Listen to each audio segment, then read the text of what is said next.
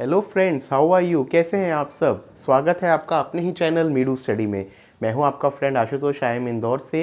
And जैसा कि आप जानते ही हैं, मीडू स्टडी है आपका अपना चैनल जिसमें हम मैनेजमेंट के अलग अलग टॉपिक्स को समझते हैं, पढ़ते हैं बड़े ही सिंपल वे में। फ्रेंड्स, हमारी जो आज की वीडियो है वो हमारे एसएम यानी कि स्ट्रैटेजिक मैनेजमेंट मॉड्यूल की वीडियो है। एंड वीडियो नंबर 21 है। ऑलरेडी 20 वीडियोस इसमें आ चुकी हैं। आप हमारे चैनल पे स्ट्रैटेजिक मैनेजमेंट की प्लेलिस्ट में जाके जो है इसको देख सकते हैं, इससे पहले के कंटेंट को, अगर आपको उसको रेफ़र करना हो तो। और ये 2 लैंग्वेजेस में अवेलेबल है, जैसा कि हमारे सब्सक्राइबर्स जानते ही होंगे, इंग्लिश एंड हिंदी। आज हमने पिछली बार टॉपिक स्टार्ट किया था strategy formulation for functional strategy. उसमें आपको ध्यान होगा, मैंने आपको बताया था फंक्शनल स्ट्रैटेजी क्या होती है, और उसके बाद हमने मार्केटिंग, फाइनेंस, ऐसे करके कुछ फंक्शंस की स्ट्रैटेजी के बारे में समझा था।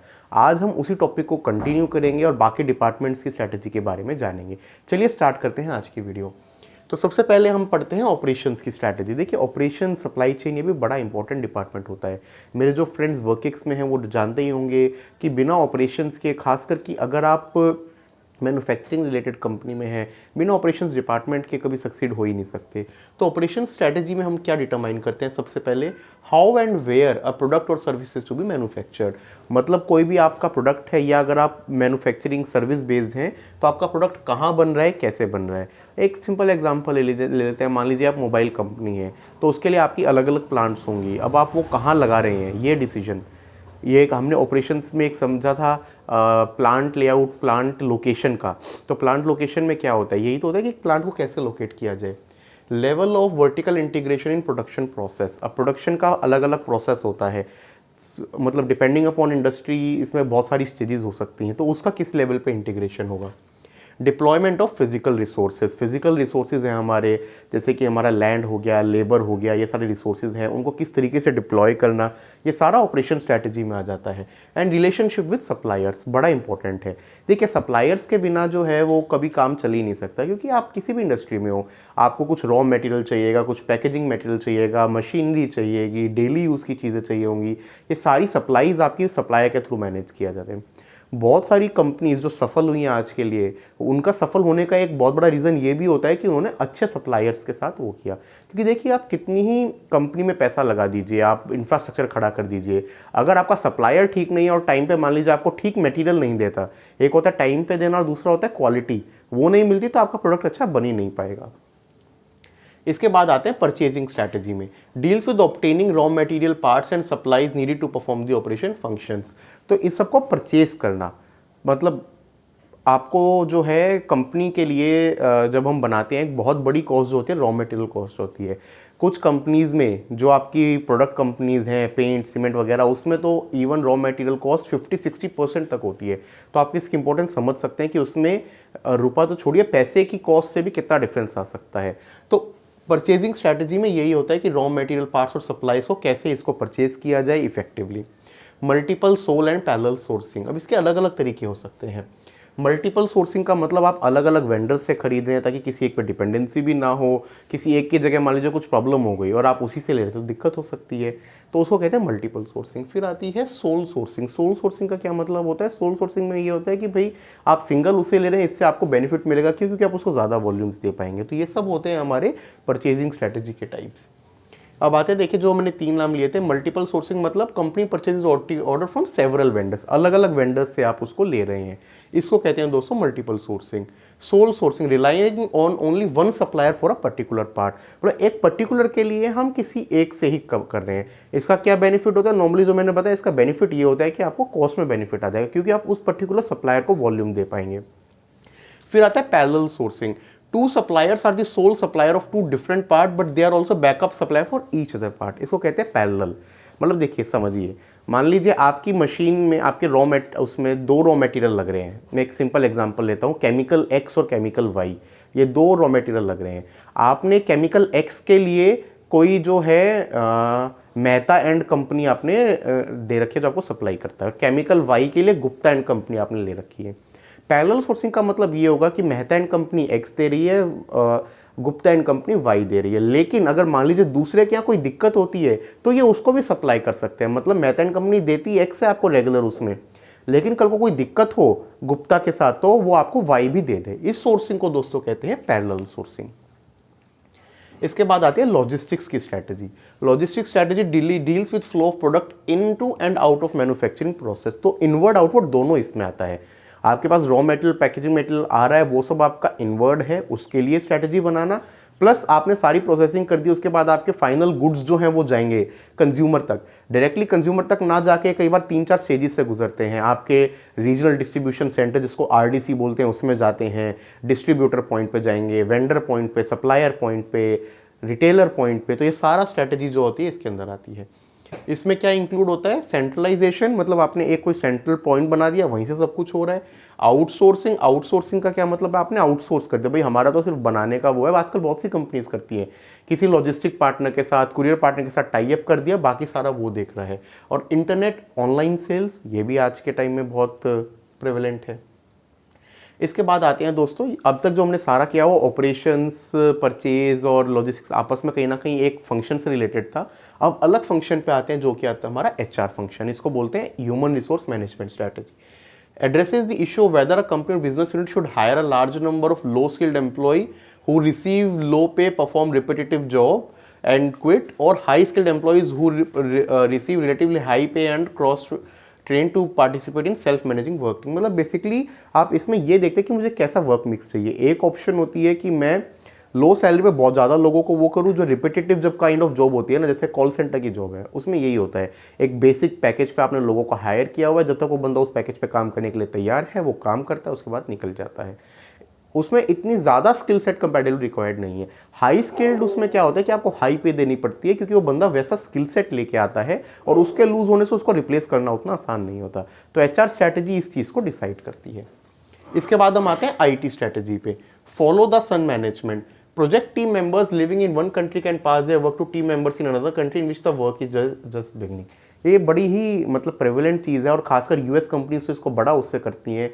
उनको जो है इंटेलिजेंट और कंपैरेटिवली लो पैकेज पे जो है रीजनेबल पैकेजेस पे एम्प्लॉयज़ मिल जाते हैं एशियन कंट्रीज़ में, लाइक इंडिया में। तो फॉलो द सन में क्या होता है कि कभी कंपनी सोती नहीं है, कैसे वो एक जगह काम कर रहे होते हैं, फिर जब वहाँ के वर्क आवर्स खत्म होने का टाइम होता है दूसरी कंट्री में दिन, जैसे जब यूएस में दिन होता है इंडिया में रात होती है, जब इंडिया में दिन होता है वहाँ रात होती है, तो काम जो है वो रेगुलरली आपका चलता रहता है। इस प्रिंसिपल को कहते हैं follow the sun management. Sourcing decision. अब सोर्सिंग डिसीजन में दो ऑप्शंस कंपनी के पास होती हैं कि हम आउटसोर्सिंग करें या ऑफशोरिंग करें। आउटसोर्सिंग का मतलब purchasing from someone else a product और service that had been previously provided internally. मतलब जो पहले इंटरनली था उसको आप किसी और से खरीद रहे हैं, इसको कहते हैं आउटसोर्सिंग, बाहर से सोर्स करना, और ये वर्टिकल इंटीग्रेशन के जस्ट अपोजिट है।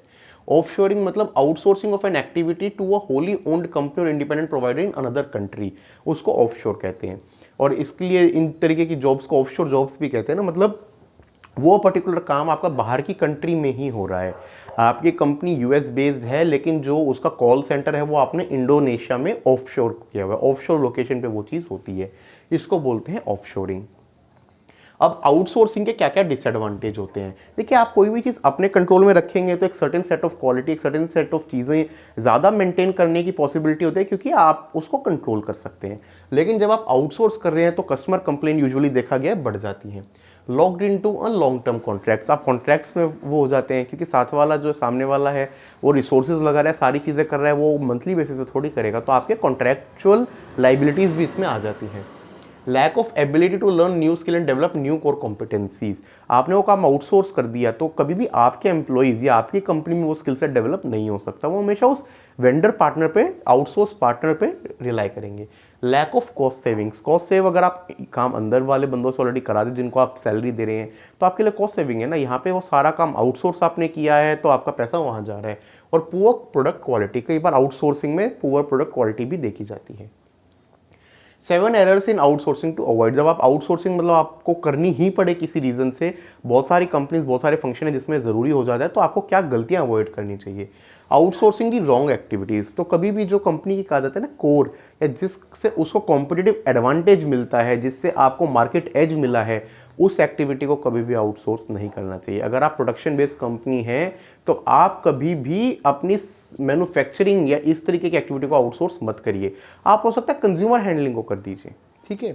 सेलेक्टिंग द रॉन्ग वेंडर, अगर आपने वेंडर गलत सेलेक्ट कर दिया, आपकी पूरी साइकिल खराब हो जाएगी, पूरी मेहनत खराब हो जाएगी। राइटिंग पुअर कॉन्ट्रैक्ट्स, कई बार कॉन्ट्रैक्ट्स जो है वो सोच समझ के नहीं लिखे जाते और उसी के जो लैक रह जाता है या जो गैप रह जाता है कॉन्ट्रैक्ट में, उसका फ़ायदा अगर वेंडर जो है समझदार वेंडर है वो उठा सकता है। ओवरलुकिंग पर्सनल इश्यूज़, जो पर्सनल इश्यूज़ हैं, देखिए कई कॉन्ट्रैक्चुअल वो करने के बाद कई बार आउटसोर्स में माना जाता है कि हम तो उसको आउटसोर्स कर दिया, अब वो जाने, उसका काम जाने। ऐसे नहीं होता, आपको फिर भी सपोर्ट प्रोवाइड करना होता है। या फिर होता है कि अपने एम्प्लॉयज़ को कंपैरेटिवली ज़्यादा बेनिफिट्स दिए जाते हैं, आउटसोर्स एम्प्लॉयज़ को नहीं। तो ये सारी चीज़ें लॉन्ग टर्म में एक पर्सनल कह सकते हैं डिसलॉयल्टी जनरेट करती है, तो इसको अवॉइड करना चाहिए। लैक ऑफ कंट्रोल, जैसे कि हमने डिस्कस किया ही, जितना कंट्रोल आप काम को खुद कर रहे हैं होगा, आउटसोर्स पर कभी नहीं हो सकता।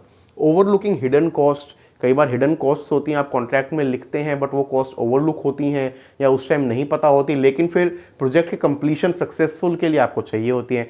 मान लीजिए आपने एक डिज़ाइनिंग के प्रोजेक्ट को आउटसोर्स किया, अब आपको पता लगा बाद में जाके कि इसके लिए एक स्पेसिफिक शूट भी रिक्वायर्ड था, इसके लिए एक स्पेसिफिक इक्विपमेंट रिक्वायर्ड था। वो कॉस्ट आपने उस टाइम नहीं सोची होंगी बट बाद में आपको इंकर करनी पड़ेंगी, ये होती है हिडन कॉस्ट। और लैक ऑफ एग्जिट स्ट्रेटजी, कई बार कॉन्ट्रैक्ट्स में ये एग्जिट स्ट्रेटजी मिसिंग होती है, ये हमेशा वेल डिफाइन करनी चाहिए किसी भी कॉन्ट्रैक्ट को स्टार्ट करने के लिए। प्रपोज आउटसोर्सिंग मैट्रिक्स, मतलब आउटसोर्स मैट्रिक्स जो है किस तरीके से होना चाहिए। Activities potential for competitive advantage कितना है और उसका टोटल वैल्यू ऐड कितना है। तो अगर देखिए ये लो है आपका, मतलब कि activities potential for competitive advantage भी कम है और वैल्यू ऐड भी कम है, लो है, तो उस केस में उसको कंप्लीटली आउटसोर्स कर दीजिए, बाहर पूरा भेज दीजिए, ठीक है। अब मान लीजिए वैल्यू ऐड कम है लेकिन एडवांटेज वो आपको देता है, तो टेपर वर्टिकल इंटीग्रेशन कीजिए। इसका मतलब कि कुछ इंटरनली कीजिए, बाकी नहीं। ऐसे ये चीज हाई है और दोनों हाई है, तो उस केस में प्रोड्यूस ऑल इंटरनली, इसको कहते हैं full vertical integration. Competitive advantage भी ज़्यादा है और वैल्यू ऐड भी ज़्यादा है, तो उसको पूरा अंदर ही करिए, ठीक है। और दूसरा होता है कि ये लो है और ये हाई है, तो इस केस में भी इसको आउटसोर्स कर दीजिए और लॉन्ग टर्म कॉन्ट्रैक्ट्स में। तो मतलब बेसिकली अगर कॉम्पिटिटिव एडवांटेज आपको लो मिल रहा है तो आपको आउटसोर्स की तरफ ही जाना चाहिए। कॉम्पिटिटिव एडवांटेज आपका हाई है, फिर उसके बाद वैल्यू ऐड कम है तो पार्शियली इंटीग्रेट कीजिए, और वैल्यू ऐड भी हाई है तो फुल्ली इंटीग्रेट कर दीजिए। क्या स्ट्रैटेजीज अवॉइड करनी चाहिए हमें? सबसे पहला, follow the leader, leader successful है मैं भी उसी को फॉलो कर लूं, ये नहीं करना चाहिए। Hit another home run, arms race, do everything losing hand. Basically ये सब ये कहता है कि आपको अपनी स्ट्रैटेजी पे काम करना चाहिए, आपको ब्लाइंडली दूसरे को फॉलो भी नहीं करना चाहिए, अंधाधुंध लड़ाई में भी नहीं होना चाहिए, ये भी नहीं सोचना चाहिए मुझे सब कुछ करना है या कोई चीज़ कंप्लीटली छोड़ देना। ये सारी स्ट्रैटेजीज हमें अवॉइड करनी चाहिए।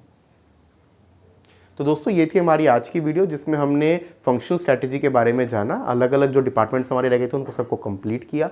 आपको दोस्तों कोई भी कंफ्यूजन हो आप हमारे कमेंट सेक्शन में लिख सकते हैं या फिर मेल आईडी पे बता सकते हैं। अगली वीडियो में हम इसी चैप्टर को कंटिन्यू करेंगे और इसको कंप्लीट करेंगे। आपको हमारा कंटेंट कैसा लग रहा है प्लीज़ बताइए, अच्छा लग रहा है तो लाइक कीजिए, शेयर कीजिए, सब्सक्राइब कीजिए। थैंक यू दोस्तों, टेक केयर।